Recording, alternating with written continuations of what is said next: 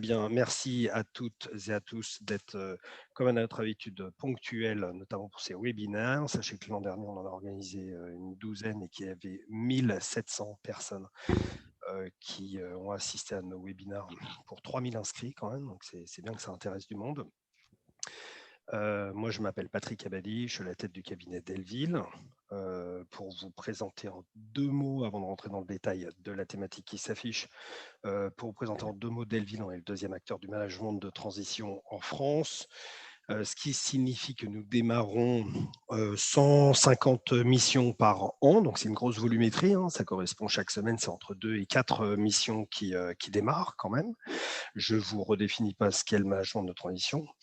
Nous sommes présents sur des bureaux qui sont à Lyon, à Lille, à Nantes depuis très peu de temps, depuis 2 semaines en fait, on vient d'ouvrir, et puis un réseau de partenaires en Europe, en Allemagne et en Angleterre. Et puis je suis pas en train de suivre les slides qui défilent du coup. Désolé Anne-Lise pour la qualité de tes slides. Et si tu veux revenir sur le slide précédent, donc qui était les règles de ce webinaire, qui sont très, pour le coup c'est le slide d'après, les règles de ce webinaire qui sont très importantes, c'est de réagir en particulier dans les questions et réponses que vous voyez en bas de votre écran, parce que c'est avec cet onglet-là que nous lisons en temps réel, qu'on posera à nos intervenants les questions que vous nous posez. Et puis, pour répondre à une question que vous avez déjà nous poser, on va vous envoyer à la fin, Anne-Lise s'occupera de vous envoyer le support. Nous ne voyons pas les slides, dit Cédric Lebel. Personne ne voit les slides? Si. Hubert, bonjour Hubert. Si, tout le monde voit les slides. Ah, il doit y avoir un problème chez vous, alors, cher monsieur. Tout le monde voit les slides, merci beaucoup. Et puis donc, on va vous envoyer évidemment ces PowerPoint. Et puis, surtout, c'est important, n'hésitez pas à suivre, à suivre la page LinkedIn Delville Management. Ça, c'est comme ça que vous êtes au courant de tout ce que nous organisons. Et c'est pour vous qu'on le fait. Donc, voilà. Alors, page suivante. C'était la présentation de Delville, on y revient donc, et puis on rentre dans le vif du sujet à la page suivante, ou juste avant, Annelise, attends, j'essaie de suivre le PowerPoint que je n'ai pas appris par cœur, mais c'est pas grave, que tout ça s'organise autour d'un club qui est tout notre réseau, qui s'appelle le Club Delville, qui compte 500 dirigeants, 500 décideurs, dont un peu moins de la moitié sont managers de transition. Le reste, c'est vraiment tout notre réseau, nos clients, nos prospects. Et donc, un certain nombre d'entre vous, membres du club, assistent évidemment à ce webinaire. Et slide suivant, j'en profite pour dire bonjour, saluer, et je pense qu'ils nous écoutent, Jean-Baptiste, Jean-Yves, Louis et Gaël qui viennent de nous rejoindre dans ces dernières semaines. Et en plus de ces 4 personnes qui viennent de nous rejoindre, on cherche encore 4 personnes pour venir renforcer l'équipe pour répondre à la demande client qui, comme vous l'imaginez peut-être d'ailleurs, est relativement forte en ce moment. Voilà, on rentre. Ça, c'était pour la présentation. Sur l'introduction, je ne reviendrai pas sur la pandémie qui nous occupe depuis 1 an. Je ne reviendrai pas sur le fait que grâce à ces vaccins, et ça c'est la bonne nouvelle de cette pandémie, il semble que nous soyons plus près de la fin que du début. Un certain nombre d'entreprises ont été très secouées, comme vous le savez tous. Et ces secousses ont pu faire que certains dirigeants ont pris des décisions, c'est la thématique de notre webinaire aujourd'hui, ont pris des décisions proches de la ligne rouge, on pourrait dire. Alors, soit volontairement, soit involontairement, mais l'idée aujourd'hui avec nos 2 experts était de redescendre tous ces risques. Alors, pour nous accompagner aujourd'hui, Marish Granier-Guimard du cabinet MGG Voltaire. Marie, je prends ma feuille. Hop, voilà, qui est spécialiste évidemment en droit social incontournable et reconnu en tant que tel, mais autant en conseil qu'en contentieux. C'est important parce qu'il y a des avocats qui sont très bons en l'un ou à l'autre. Et Marie, elle est très forte dans les deux. Elle a démarré sa carrière, Marie. Tu as démarré ta carrière chez Francis Lefebvre et puis tu es passé par des cabinets anglo-saxons, notamment comme Clifford Chance, qu'on connaît bien. Tu as créé MGG en 2010, que tu as rapproché avec le cabinet Voltaire pour former MGG Voltaire. Ça, c'était assez récemment, en 2018, si je ne dis pas. 2020. En 2020, pardon. Oui. Voilà. Il faut penser à toi sur des mots-clés type restructuration, relations sociales dans les restructurations, relations sociales tout court, cession et responsabilité des dirigeants.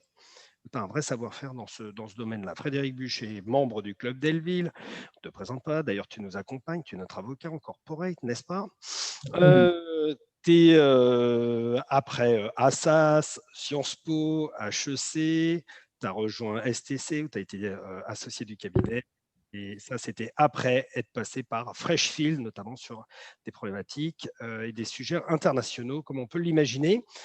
Très renommé d'ailleurs dans le magazine Décideur de Leaders League, renommé incontournable sur les aspects M&A, cession, fusion, pour une clientèle notamment d'ETI, d'entrepreneurs. Tu apprécies tout particulièrement et spécialisé sur les entrepreneurs familiaux, les family office, et tu travailles, je le sais car je les ai rencontrés avec de nombreux fonds d'investissement. Voilà. Alors, pour la problématique qui est la nôtre aujourd'hui, et donc le slideshow qui défile, quels sont ces risques-là? Je ne sais pas lequel de vous deux prendra la parole. Voilà, donc le Je vais y aller, contexte. c'est pas très diversité. Merci Patrick pour cette introduction. Voilà, je te laisse en parler. Bonjour à tous. Bonjour à tous. On a compris que vous étiez à la fois des dirigeants et des managers de transition, donc on va essayer de couvrir les deux aspects de la question. Ce n'est pas vraiment une présentation formelle qu'on vous fait, c'est un patchwork de risques qu'on a pu identifier à l'occasion de nos opérations et de nos dossiers sur lesquels on est intervenu. L'idée, ce n'est pas de vous faire peur, mais c'est d'avoir des réflexes sur des sujets nouveaux, des risques nouveaux. Vous faites face à des nouvelles situations. Il faut prendre du recul, anticiper, identifier les situations qui poussent à la faute. Alors, Delville, c'est un réseau de managers, comme tu le dis bien, de dirigeants. Donc, on aura un mot à la fois pour les dirigeants de droit, mais aussi pour les managers, puisqu'on s'est rendu compte par une décision, par une jurisprudence récente, que les managers de transition pouvaient se retrouver dirigeants de fait de manière assez surprenante, mais je pense qu'aujourd'hui, il faut regarder ça avec attention. C'est un sujet d'actualité, puisque pour ceux qui ont regardé le journal de 20h hier, ils ont vu qu'il y a eu un crash d'une compagnie aérienne. Ce que je veux dire par là, c'est que c'est Norwegian Airlines qui s'est crashé, pas un avion évidemment, mais la compagnie. Où elle passe, et on n'a pas eu le temps d'en parler avec Maïk, mais ce sera intéressant d'en discuter, elle passe visiblement directement de la situation in bonis à la liquidation judiciaire. Et les pauvres salariés n'ont pas été payés pendant 80 jours, sont toujours salariés. Il n'y a pas eu de plan social, il n'y a pas eu de licenciement, il n'y a rien eu. C'est le type de situation auquel on risque de faire face, c'est-à-dire des comportements un peu anormaux, des comportements qui dépassent la ligne rouge ou la ligne jaune, comme on veut. Il faut savoir comment se positionner par rapport à ça et comment réagir. Alors, ce slide-là. Alors, juste un rappel. Pour les dirigeants de droit, le risque, il est où? C'est dans la faute de gestion. La faute de gestion, c'est quoi? C'est une violation de la loi, c'est une négligence, c'est la fraude, c'est une violation des statuts quand il y a un pacte d'actionnaires ou quand il y a des limitations de pouvoir dans les statuts. Mais c'est aussi le défaut de surveillance pour les administrateurs, par exemple. Le défaut de surveillance, c'est ne pas avoir laissé un dirigeant faire n'importe quoi et ne pas s'y être opposé. Il n'y a pas de définition légale, donc c'est très casuistique, c'est très jurisprudentiel.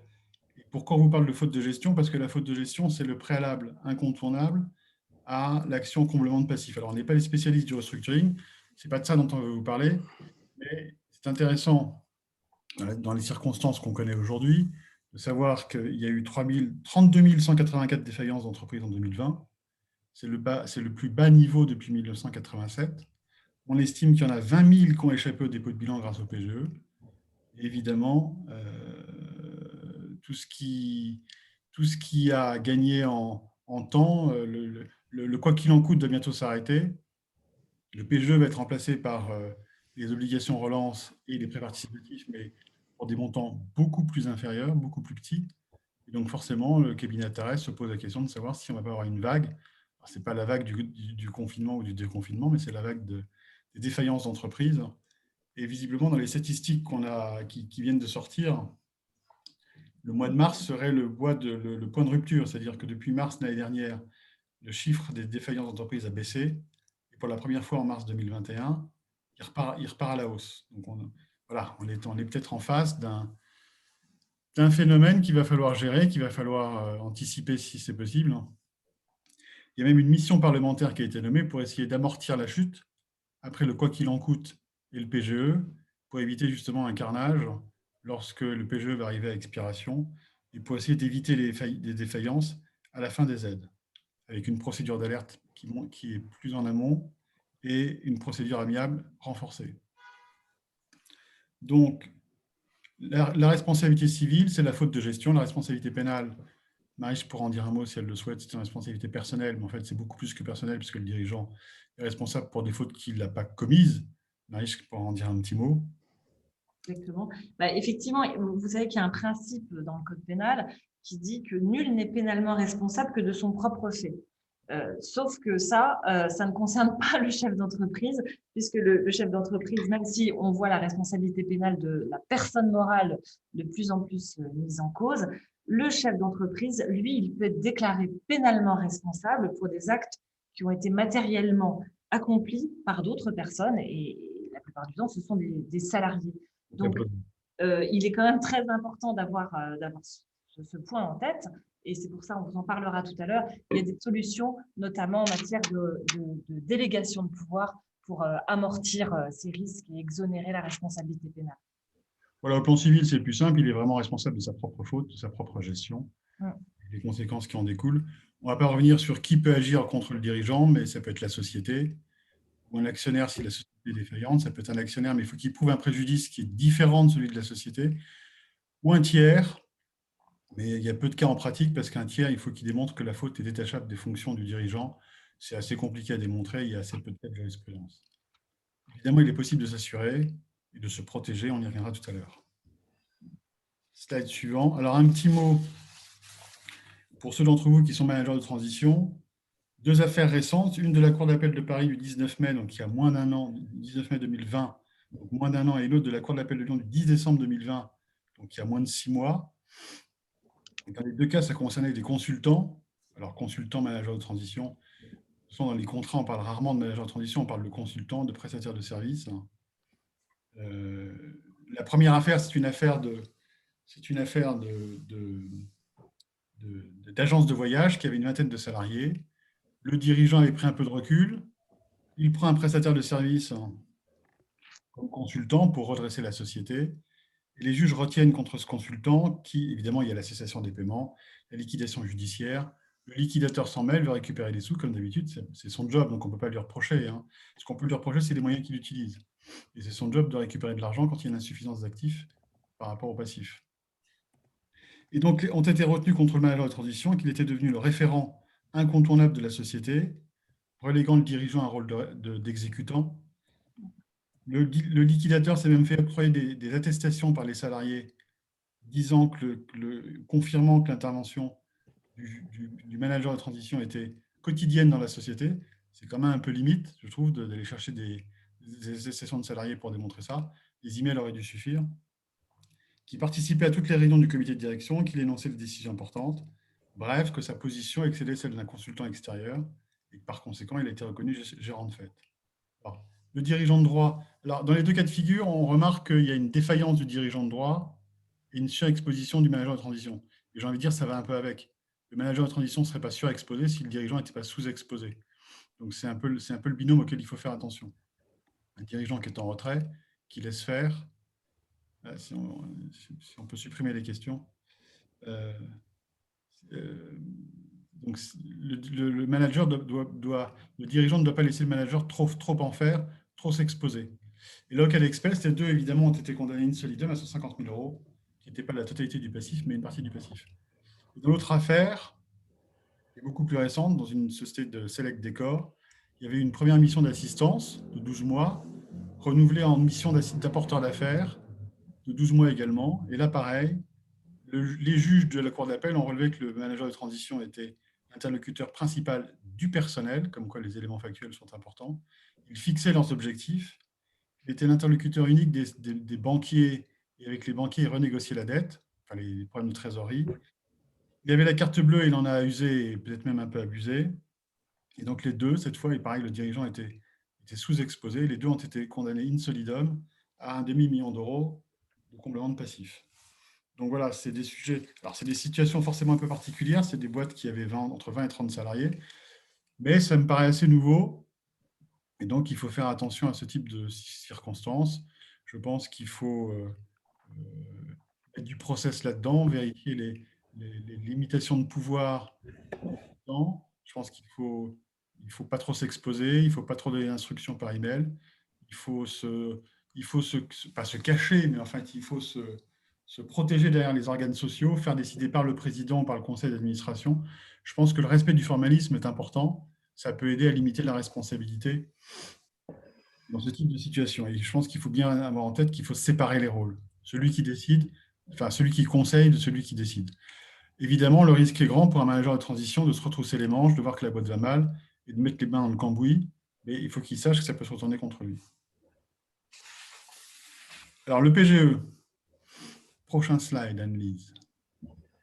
Est-ce que ça pourrait même se retourner contre lui, excuse-moi Frédéric, mais sur une ligne jaune ou rouge qui aurait été franchie, mais quelques années auparavant, alors que le manager de transition n'était pas encore dans l'entreprise?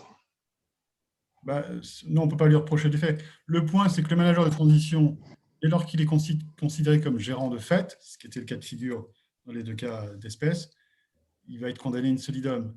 Dans le cas de figure qu'on citait, la première décision que je citais, il était d'abord manager de transition et ensuite salarié, mais les faits qu'on lui reprochait dataient de la période où il avait été manager. D'accord.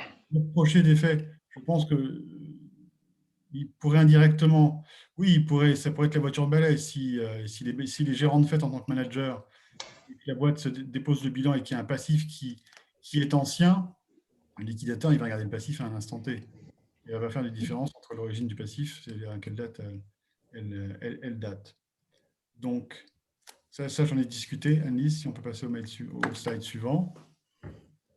Je poserai ma question dans Q&A, Anne-Lise, la prochaine fois. Non, mais c'est important de poser des questions dans le Q&A comme ça. Delphine fait la voiture balai de toutes les questions qu'on posera à la fin. PGE, prêt participatif et obligation relance, tout le monde entend parler aujourd'hui. Le PGE, c'était pour apporter de la trésorerie, permettre le maintien du financement sur tout le territoire, aider à surmonter le stress économique majeur, accompagner dans une phase de reprise. Bref, 640 000 entreprises en ont bénéficié pour 130 milliards d'euros. C'est quand même impressionnant.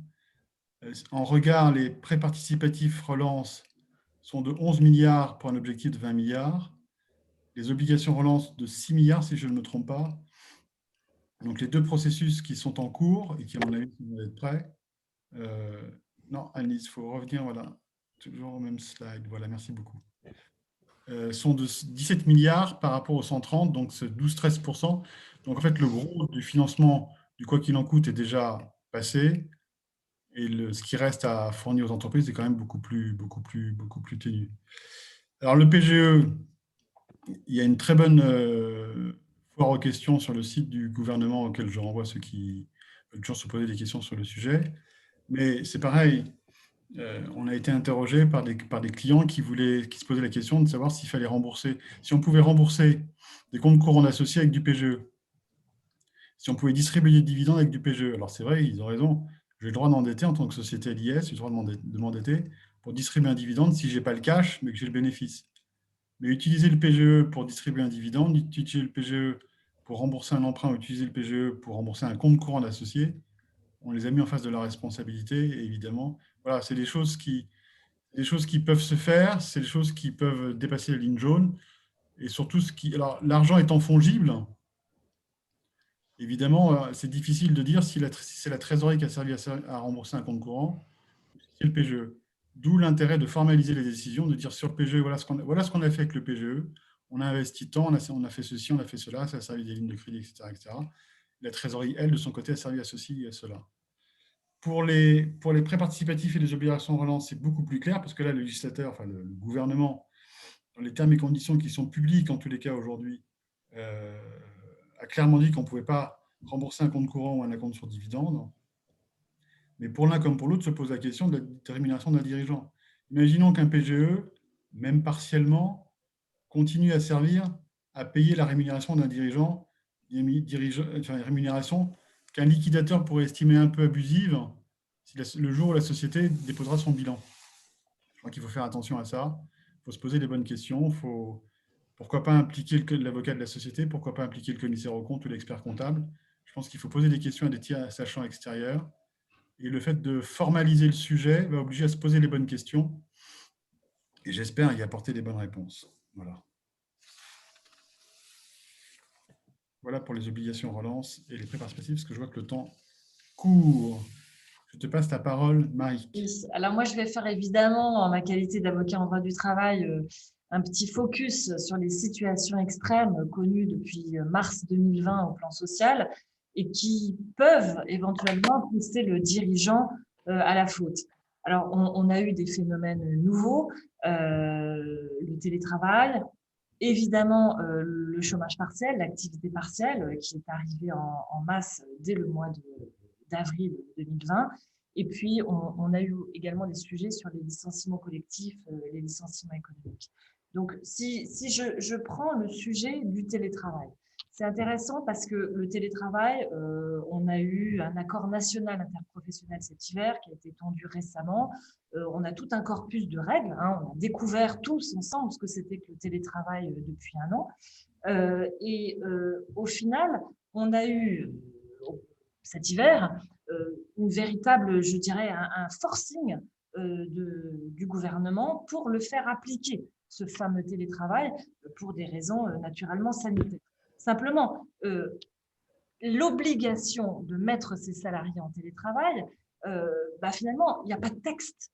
C'est de la soft law. Hein. On a un protocole national pour assurer la santé et la sécurité des salariés sur le télétravail. On a des questions-réponses du ministère, on a des tweets de la ministre du Travail régulièrement sur ces sujets. Mais en vérité, on n'a pas de loi, on n'a pas de texte, on n'a rien pour contraindre l'employeur, le dirigeant, à mettre en place le télétravail. Alors, c'est quand même assez intéressant de voir ce qui peut arriver, parce qu'il y a eu des contrôles. Hein. Là, au printemps, il ne faut pas se voiler la face. Il y a eu beaucoup de contrôles, y compris dans les PME, à Paris, en province, un peu partout. Est-ce qu'on appliquait bien ce télétravail? Donc, il y a eu une instruction de la Direction générale du travail le 25 mars dernier. Donc, vous voyez, il était temps, hein, un an après, on organise le contrôle et l'effectivité des plans d'action relatifs au télétravail. Donc, effectivement, nous, on a mis en place cet hiver tout un tas de plans d'action chez nos clients pour le télétravail et en disant aux clients, en cas de contrôle, vous pourrez présenter ça à l'administration du travail. Et effectivement, les entreprises qui ne sont pas pourvues de ce type de plan d'action, elles peuvent se retrouver mis en demeure par dans un premier temps, en général, il y a un courrier d'observation. Et si, par contre, l'inspecteur du travail a vu une situation dangereuse, donc, je ne sais pas, moi, 10 salariés dans la même pièce, sans masque, etc., là, il met en demeure, voire en cas de risque sérieux d'atteinte à l'intégrité physique des salariés, notre inspecteur du travail, il peut saisir le tribunal judiciaire statuant en référé pour que soit ordonnée toute mesure propre à faire cesser le risque. Mais le texte fondamental sur cette obligation de sécurité des salariés n'est pas issu, encore une fois, de cette soft law sur le télétravail, mais en réalité sur une obligation beaucoup plus fondamentale qui est celle de l'employeur qui doit assurer au travail la sécurité et la santé de ses salariés. Et là, ce sont évidemment de vieux textes. Donc, le télétravail, c'est typiquement un sujet où aujourd'hui l'administration du travail tente de faire avancer les choses, mais bon, honnêtement, hein, dans les dossiers, à part quelques mises en demeure, on n'a pas vu de gros sujets, de contraintes ou de mise en jeu de la responsabilité pénale du dirigeant. En revanche, le chômage partiel, c'est une autre histoire.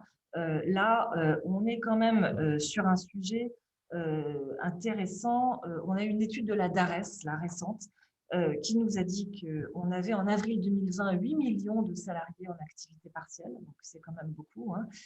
En mars dernier, là, en mars 2021, il y avait encore 2,3 millions de salariés en chômage partiel. Il faut savoir que cette histoire de l'activité partielle en France, ça a coûté, petit chiffre intéressant quand même, 27,1 milliards d'euros à la collectivité. Donc, il est évident que dans ces conditions, compte tenu des personnes concernées, compte tenu des coûts en jeu pour la collectivité, la question de la fraude au chômage partiel est évidemment très importante. C'est quoi la fraude au chômage partiel? C'est simple, hein. Vous avez le salarié en télétravail qui continue à travailler et en réalité, il a été administrativement placé en activité partielle à 100% alors qu'il continue à travailler. Ça, c'est le cas, je dirais presque le plus classique. Vous avez aussi le salarié fictif. On l'a vu dans les dossiers, c'est-à-dire que des employeurs ont déclaré un salarié fictif en activité partielle pour percevoir les indemnisations. Ou vous avez l'employeur qui a mis tous ses salariés en activité partielle, mais pour autant, pour faire tourner l'entreprise, qui continue à recourir à la sous-traitance ou à l'intérim.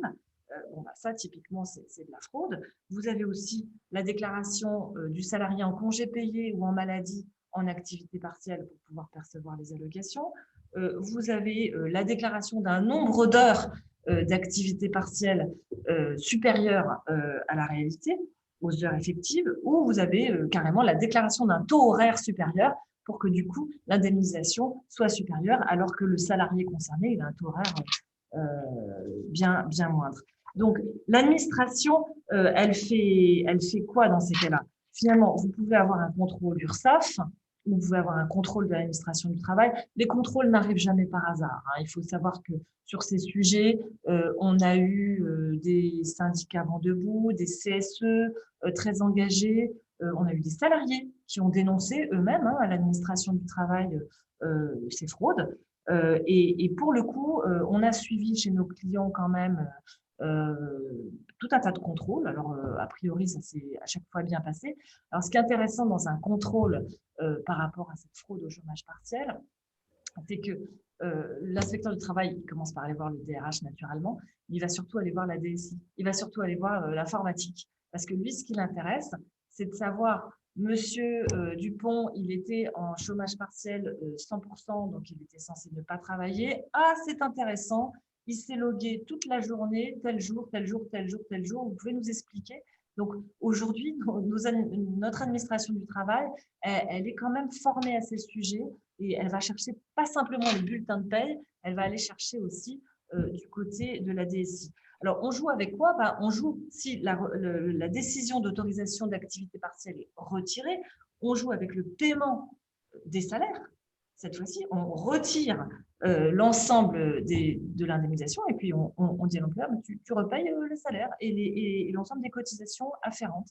On peut, s'il y a eu, par exemple, des problématiques sur les taux horaires, par exemple, ou des problématiques sur les nombres d'heures déclarées qui étaient inférieures à la réalité, etc., sans tomber dans la remise en état de tout, qui évidemment qui est des coûts faramineux, on a des redressements URSSAF, tout simplement, où l'employeur va payer les charges sur une quote-part.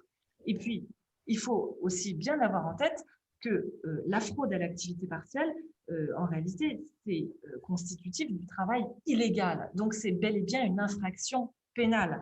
On est sur du travail dissimulé.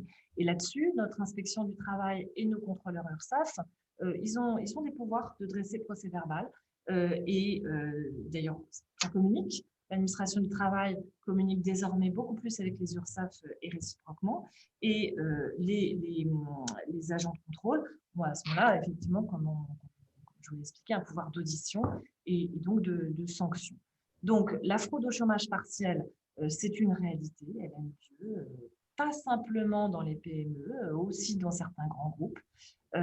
Surtout au début, je dirais, il est évident que notamment chez les cadres, dans cette période où on ne savait pas encore trop, je me souviens très bien, mars, avril, mai, on mettait administrativement les personnes en activité partielle et en réalité, notamment au niveau des cadres, un certain nombre d'heures étaient encore travaillées par les salariés. Alors après, on a eu un autre sujet qui a été certainement plus accru en cette période, mais qui a toujours existé, c'est la fraude aux règles sur le licenciement collectif. Parce que vous savez qu'en France, dès qu'on passe le seuil des 10 suppressions de postes, on doit mettre en place un plan de sauvegarde de l'emploi qui est naturellement très coûteux, beaucoup plus coûteux qu'un simple licenciement économique individuel ou même qu'une rupture conventionnelle. Donc la tentation a été grande, naturellement, de faire des ruptures conventionnelles individuelles, d'autant plus que certains employeurs avaient perçu les aides au chômage partiel et que du coup, il s'agissait de ne pas se faire repérer avec des licenciements économiques dès lors que des engagements ont pu être pris dans ce cadre. Et donc, on a vu fleurir des ruptures conventionnelles à la chaîne, parfois plus de 10 par mois, etc. On a vu on a vu parfois l'administration du travail refuser les homologations en disant mais qu'est-ce que c'est que ça fait, j'en suis à ma 20e demande d'homologation le même mois pour la même entreprise, il y a un petit problème. Et on a eu aussi des représentants du personnel qui ont fait leur travail d'une certaine façon et qui contrôlent le nombre de départs en rupture conventionnelle, car on est normalement censé remplacer le salarié parti en rupture conventionnelle. Donc, l'organigramme ne peut pas se désosser comme ça via des départs en rupture conventionnelle non remplacés. Et d'ailleurs, on peut avoir des contrôles de l'administration du travail et l'inspecteur du travail va demander à ce moment-là le livret d'entrée et de sortie du personnel pour essayer de comprendre si oui ou non les salariés partis en rupture conventionnelle ont été remplacés. Donc, on voit que là, il y a eu effectivement des stratégies parfois un petit peu borderline. La sanction sur ces sujets, en réalité, elle est plutôt financière. Le cas le plus extrême, ça va être un contentieux collectif, mais on n'est pas sur des sujets pénaux, à vrai dire. On est sur des sujets, je dirais, de risque financier et de contentieux futur. Donc voilà, sur les sujets pénaux, c'est véritablement la fraude au chômage partiel qui est pour le coup beaucoup plus importante. On peut changer le slide. Alors, un petit mot pour revenir sur les sociétés elles-mêmes, sur les mouvements de trésorerie entre les sociétés d'un groupe. Ce qu'il faut savoir, c'est que tout le monde connaît les conventions de gestion de trésorerie au sein des groupes. Alors, il y a des groupes qui sont parfaitement intégrés, les sociétés sous LBO par exemple, et des groupes qui sont un peu moins bien intégrés, les groupes familiaux, où parfois il n'y a pas de holding de tête, mais où il y a des participations par différents membres de la famille. C'est des groupes de fait, si je puis dire. Et je pense, je vais donner un exemple qui est assez illustratif, je pense à un de nos clients qui est un groupe qui a une branche hôtelière, qui évidemment, ce n'est pas un mauvais jeu de mots, est en réanimation complète, qui a utilisé son PGE, qui ne nous paie même pas nos honoraires, mais ce n'est pas grave, parce qu'on espère qu'ils se redresseront. C'est un beau groupe familial. Et la tentation est grande d'utiliser la trésorerie de la partie concurrentielle, enfin de la partie qui n'est pas dans l'hôtellerie, pour aller sauver la partie hôtellerie, évidemment. Ce qu'il faut savoir, c'est qu'en droit français, la notion de groupe n'est pas d'existence légale, c'est une construction jurisprudentielle. Et qu'en deux mots, si on déshabille Paul pour habiller Pierre, et qu'on déshabille Paul au-delà de ce qu'il est capable de faire et dans des conditions qui sont excessives, qui se casse la figure, dans ce cas-là, ma responsabilité peut être engagée. Donc, je pense qu'il faut attirer votre attention sur les flux, les mouvements de flux entre les sociétés, vérifier si c'est bien des groupes de sociétés, vérifier si la trésorerie que vous pompez dans une des filiales n'est pas excessive par rapport aux capacités de cette société. Qu'est-ce qu'elle a en contrepartie? Est-ce qu'elle a une rémunération ou pas une rémunération? Donc, il ne faut pas simplement tirer la corde sur les conventions de gestion de trésorerie. Il faut se poser la question flux par flux, savoir si ça n'excède pas les capacités d'une, qu'est-ce qu'elle a en contrepartie, qu'est-ce que l'autre lui donne. Voilà, il faut se poser ce genre de questions pour être sûr de ne pas dépasser la ligne jaune. Voilà, c'était un petit flash, mais et encore, c'est une situation qui pousse à la faute, qu'on a vu dans la pratique, et c'est des choses qui peuvent arriver dans n'importe quel groupe. Donc, il faut bien réfléchir au sujet. Un petit mot sur la délégation de pouvoir, Maïk. Oui, alors, et même avant ça, un petit mot sur, voilà, on a soulevé tout un tas de risques et de sujets qui ont été particulièrement prégnants pendant cette crise sanitaire et qui le sont encore. Mais bon, il y a des solutions et au fond, tout ça est gérable dès lors que quand vous rentrez effectivement et que vous prenez en charge euh, je pense aux dirigeants de transition, une entreprise, je pense que le premier réflexe, c'est de commencer par une cartographie des risques, voir si tous les sujets qu'on a abordés sont ou non à risque dans l'entreprise. Et puis, donc ça, c'est essentiel. Bien comprendre dans quel univers vous allez évoluer sur ces sujets. La solution, avant même de parler de la délégation de pouvoir, c'est la formation et encore la formation. Il faut que les cadres dirigeants soient conscients de tous ces risques et qu'ils soient formés à tout cela. Donc, et on est toujours très étonné de voir que tous les comptes formation, etc., sont finalement pas tellement utilisés. On le voit au moment de la rupture des contrats de travail par nos cadres et qu'ils sont peut-être sous-formés sur ces sujets et d'ailleurs en général. Donc, la délégation de pouvoir, c'est évidemment un outil à privilégier parce que le mandataire social, le chef d'entreprise, il peut pas exercer une réelle surveillance sur tous les salariés, sur tous les sujets, notamment quand il y a plusieurs sites éloignés géographiquement du siège. Donc, la délégation de pouvoir, sa vertu essentielle, c'est d'exonérer de responsabilité celui qui la consent. Et évidemment, la délégation de pouvoir, son autre intérêt, c'est d'organiser un système dans l'entreprise qui prévient la survenance des risques professionnels. Donc, c'est parce qu'on met en place une chaîne de délégation de pouvoir efficace qu'on fait en sorte qu'il n'y ait plus de risques, qu'il n'y ait donc plus d'accidents de travail et qu'il n'y ait plus de fraudes diverses et variées, puisque précisément, on a mis la bonne personne en face de chaque sujet dans le cadre de cette chaîne de délégation de pouvoir. Alors, c'est une construction jurisprudentielle, la délégation de pouvoir, on n'a pas de texte qui l'organise particulièrement. Alors, la première chose à se dire, c'est quoi les conditions relatives au délégataire. Donc, le délégataire, c'est le DRH, c'est le DAF, c'est le dirigeant de transition éventuellement.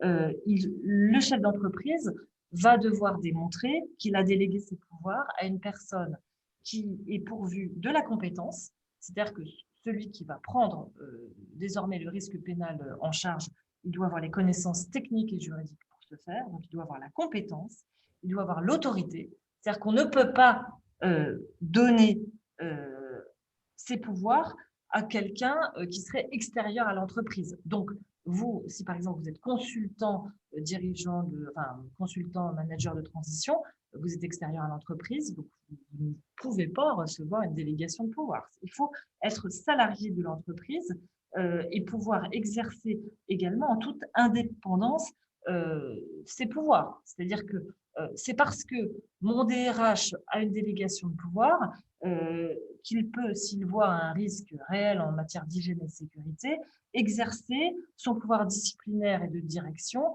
vis-à-vis d'un chef de chantier qui ferait strictement et absolument n'importe quoi. Donc la compétence, l'autorité et évidemment les moyens nécessaires pour veiller au respect et à l'application de la réglementation. Les moyens nécessaires, ça veut dire des moyens juridiques. Faut pouvoir s'entourer d'avocats s'il faut, des moyens techniques et surtout des moyens financiers. C'est-à-dire que, oui, il faut pouvoir remplacer telle ou telle machine dangereuse en temps et en heure. Donc ça, c'est les conditions relatives à la personne du délégataire.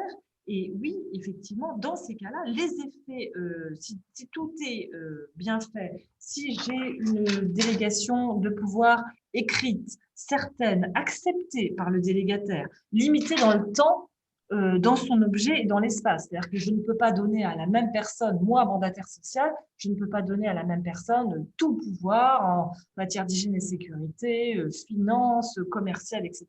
On ne peut pas déléguer l'intégralité de ses prérogatives, ce n'est pas possible. Donc, il faut effectivement faire une chaîne de délégation intéressante et qui respecte ces principes. Et on peut même, d'ailleurs, mon DRH, il va pouvoir, qui aurait reçu une délégation de pouvoir, il va pouvoir subdéléguer. Il va pouvoir subdéléguer à une personne, par exemple, au responsable sécurité, les problématiques de sécurité. Donc, ces chaînes de délégation, elles doivent effectivement être bien organisées. Et la conséquence, une fois que c'est bien fait, les effets de la délégation de pouvoir, c'est-à-dire que le délégant, à ce moment-là, il est exonéré de sa responsabilité pénale, et le délégataire, eh bien, il la prend naturellement sur lui. Donc, pourquoi vous parlez de cet outil de prévention clé, c'est évidemment, quand vous arrivez dans une entreprise, c'est important de voir si ça existe ou pas, tout simplement, ces chaînes de délégation de pouvoir, parce que souvent, elles existent, mais elles sont obsolètes, parce que les gens sont partis, etc. Donc, ça ne marche pas. Une délégation de pouvoir obsolète, ça ne fonctionne pas. Donc, voilà, petit sujet d'audit à avoir en tête. Et Marie, de temps en tant que manager de transition, on fait 4 jours, par exemple 4 jours et demi en tant que consultant manager de transition externe avec un contrat externe et une demi-journée ou une journée salarié de l'entreprise. Est-ce que ça peut répondre à cette contrainte-là? Oui, puisque un salarié de l'entreprise peut recevoir une délégation de pouvoir. Il faut juste être salarié de l'entreprise. Ça, c'est une des conditions fondamentales. Même en part-time. Même en part-time, tout à fait. D'accord. Je pense qu'on peut tourner la slide. Donc, avec la délégation de pouvoir, on est dans le côté positif de notre intervention, de notre présentation. C'est des recommandations de bon sens. C'est comment éviter les choses trappes, comment éviter les requalifications pénales. Quelqu'un posait la question, je regardais les questions qui sont posées. Quel est le risque pour un manager de transition? Il faut qu'il se fasse couvrir par l'organe de contrôle. Un manager de transition qui n'est pas salarié, il est là au titre d'un contrat de mission, il a une prestation de service à fournir. Il faut qu'il prenne ses instructions auprès de l'organe de contrôle, du directeur général, du président, approuvé par le board. Maïch qui a dit qu'il fallait mettre en place une procédure de gestion des risques, une cartographie, je pense que c'est indispensable. Là, c'est plutôt pour les dirigeants. Et il faut toujours se référer à la boussole de l'intérêt social, c'est-à-dire est-ce que la décision qu'on me demande de prendre, est-ce que c'est conforme à l'intérêt social ou est-ce que c'est conforme à l'intérêt des actionnaires? Alors aujourd'hui, on n'est pas simplement conforme à l'intérêt social, c'est-à-dire qu'on met dans l'intérêt social l'intérêt des salariés également, pas simplement l'intérêt de la société. Et comme on le disait tout à l'heure, impliquer les autres acteurs de l'entreprise, experts comptables, commissaires aux comptes, avocats ou fiscalistes. C'est très clair. Anne-Lise, dernier slide, je crois, non? Alors, pour répondre par anticipation à certains qui posent la question dans les petites questions, là, alors le régime matrimonial, peu de gens y pensent, mais ça peut être un choix essentiel. Si je suis en régime de communauté de biens ou le régime légal, seuls les biens, alors je ne suis pas un spécialiste, donc seuls les biens propres à qui, avant le mariage ou une donation à bénéfice exclusif du conjoint, sont exclus des biens saisissables. Donc ça veut dire que tout ce qui est acquis dans le mariage est saisissable. Donc votre conjoint, ce qui peut être saisi, c'est les biens communs du couple, donc c'est un peu gênant. Le régime de la séparation de biens, à l'inverse, toutes les dettes et les biens des conjoints leur sont propres. Les biens du conjoint sont donc épargnés en cas de saisie.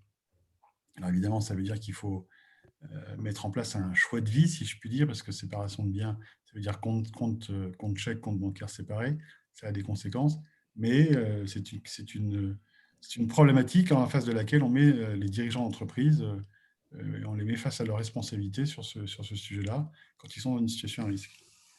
Et alors, également, quelqu'un posait la question, est-ce qu'on peut s'assurer contre la responsabilité civile? On ne parle pas de la responsabilité civile du dommage à un tiers ou du dommage corporel. C'est une responsabilité civile particulière, ça s'appelle RCMS, responsabilité civile des mandataires sociaux. On serait surpris de voir que toutes les entreprises n'en bénéficient pas, toutes n'ont pas mis en place. Ça garantit les dirigeants contre leurs fautes de gestion, contre d'éventuelles fautes. Alors évidemment, ça ne garantit pas, et Marie se confirmera, tout ce qui est pénal, tout ce qui est amende, infraction, etc., ça n'est pas couvert. Non, moi, dans les ruptures de dirigeants, parce qu'on intervient aussi au moment de la rupture, il est vrai qu'on peut avoir dans les protocoles transactionnels des sujets sur la continuation de la prise en charge, notamment des avocats pénalistes, etc.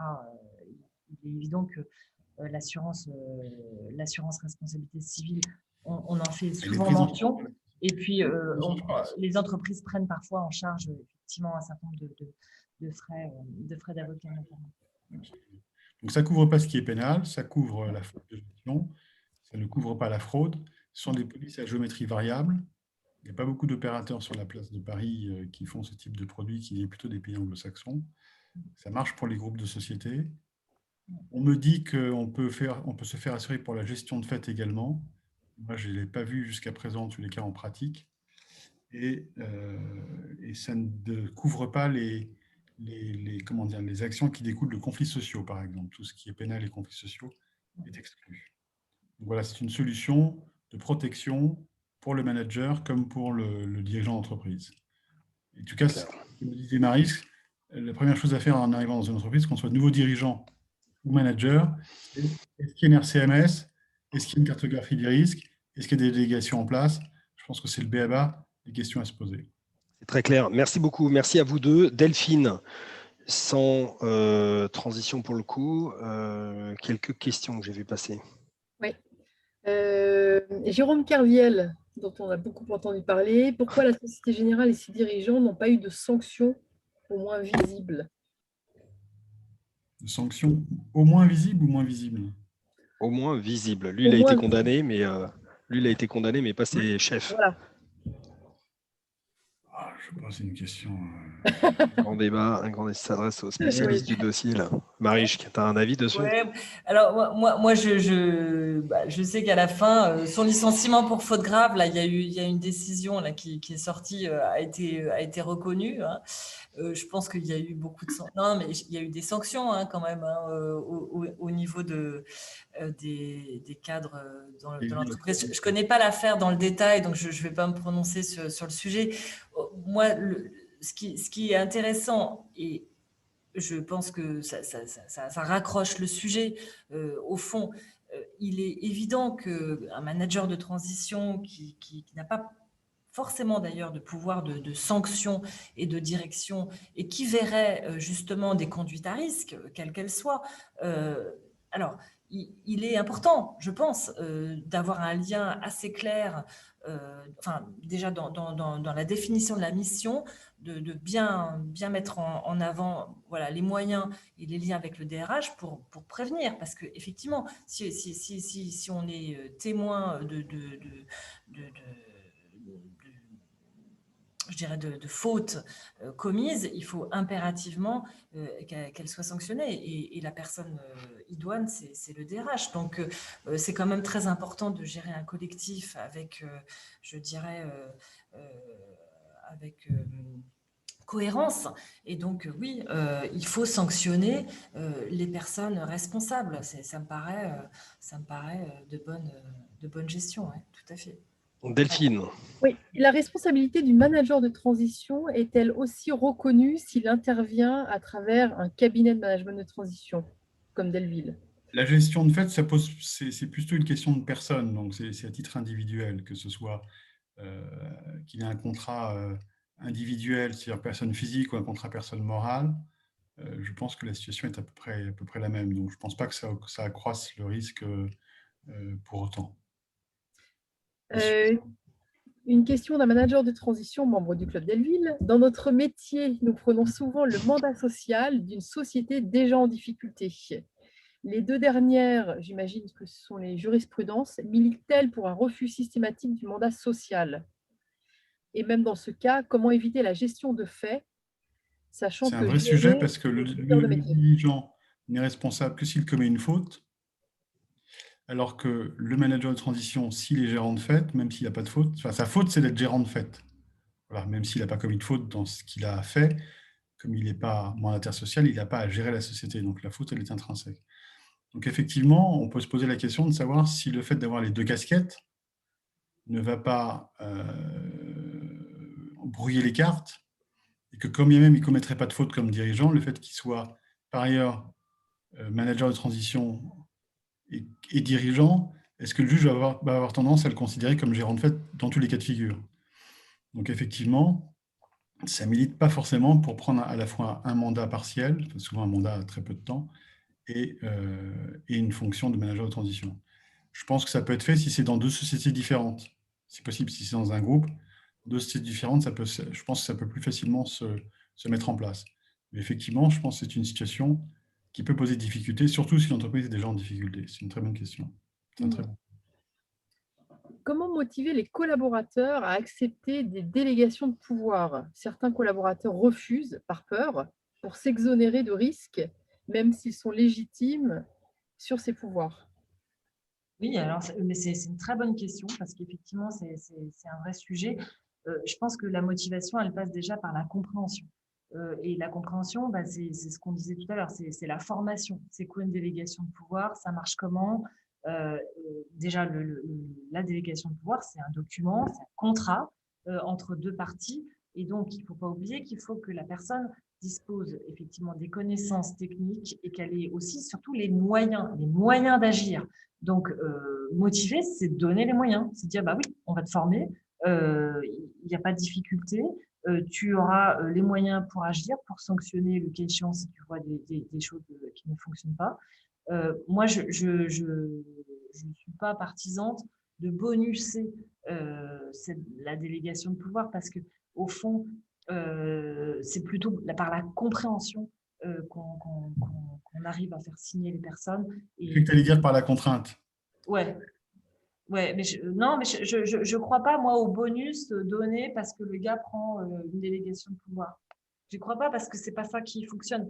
Les gens savent ce que c'est que la responsabilité pénale. Ils n'ont pas envie de porter des mocassins toute la semaine hein, parce qu'ils auraient peur d'une garde à vue. Donc non, je pense que la vérité, c'est qu'il faut donner les moyens aux délégataires de faire son travail.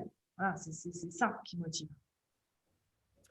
Alors, en tant que CEO d'une filiale en Asie d'une entreprise française, j'ai été attaquée personnellement en justice par des salariés ou des fournisseurs indélicats, parfois véreux.